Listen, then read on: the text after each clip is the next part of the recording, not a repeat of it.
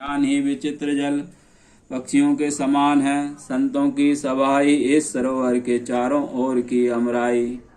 आम की बगिया और श्रद्धा वसंत ऋतु के समान कही गई है। नाना प्रकार से भक्ति का निरूपण और क्षमा दया तथा दम लताओं के मंडप हैं। मन का निग्रह, यम, अहिंसा, सत्य, अस्तेय, ब्रह्मचर्य और अपरिग्रह नियम, सोच, संतोष, तप, स्वाध्याय और ईश्वर प्रणिधान ही उनके फूल हैं। ज्ञान फल और श्री हरि के चरणों में प्रेम ही इस ज्ञान रूपी फल का रस है, ऐसा वेदों ने कहा है। श्री रामचरितमानस में और भी जो अनेक प्रसंगों की कथाएं हैं, वे इसमें तोते, कोयल आदि रंग बिरंगे पक्षी हैं। कथा में जो रोमांच होता है वही वाटिका, बाग और वन में है, और जो सुख होता है वही सुंदर पक्षियों का विहार है। निर्मल मन ही माली है, जो प्रेम रूपी जल से सुंदर नेत्रों द्वारा उनको सींचता है। जो लोग इस चरित्र को सावधानी से गाते हैं वे ही इस तालाब के चतुर रखवाले हैं, और जो स्त्री पुरुष सदा आदर पूर्वक इसे सुनते हैं वे ही इस सुंदर मानस के अधिकारी उत्तम देवता हैं।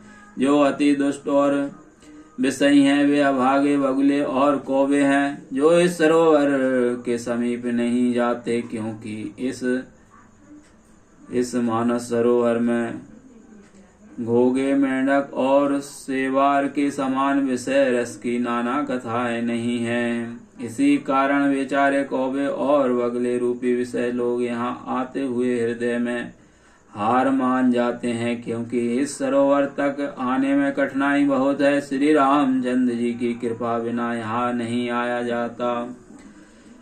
घोर कुसंग ही भयानक बुरा रास्ता है। उन कुसंगियों के वचन ही बाघ, सिंह और सांप हैं।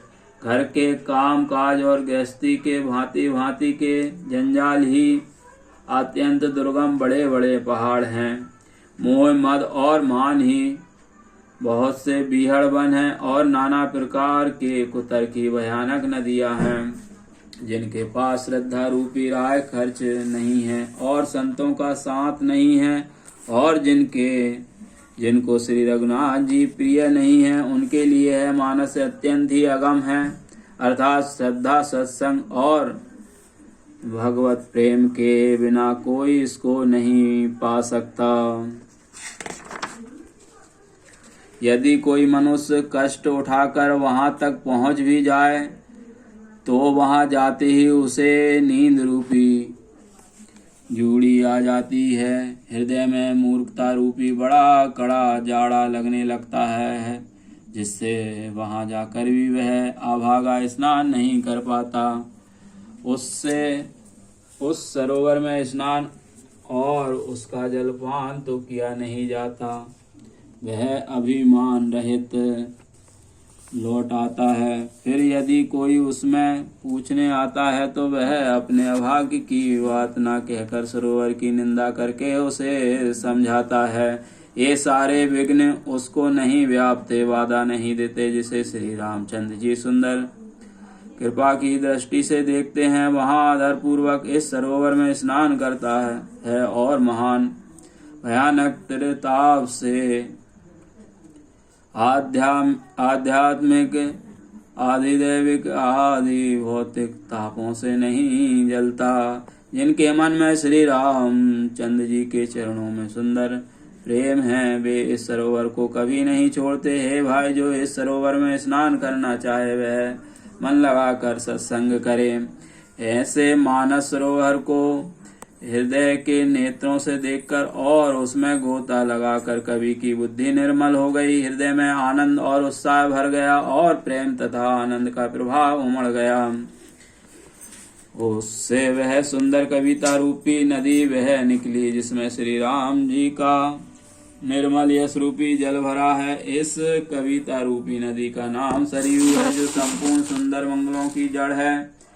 लोकमत और वेद मत इसके दो सुंदर किनारे हैं। यही सुंदर मानस सरोवर की कन्या सरयू नदी बड़ी पवित्र और कलयुग के छोटे बड़े पाप रूपी तिनकों और वृक्षों को जड़ से उखाड़ फेंकने वाली है।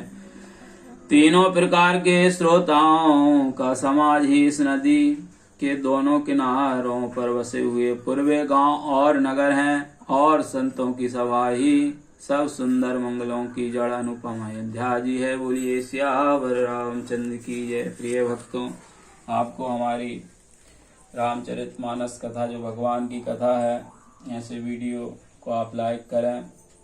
चैनल पे आप नए आए हैं तो चैनल को सब्सक्राइब करें और ज़्यादा से ज़्यादा ऐसे वीडियो शेयर करें, सभी को इसका लाभ मिले। जय श्री राम।